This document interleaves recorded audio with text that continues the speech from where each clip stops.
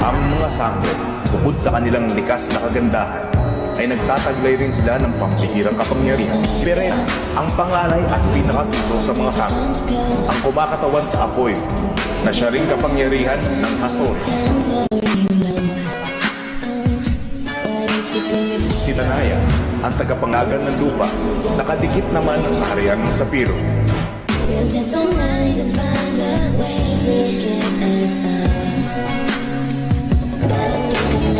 Si Alena, ang sumisimbolo sa tubig, ang pumapalibot sa isla ng kaharian ng Adang.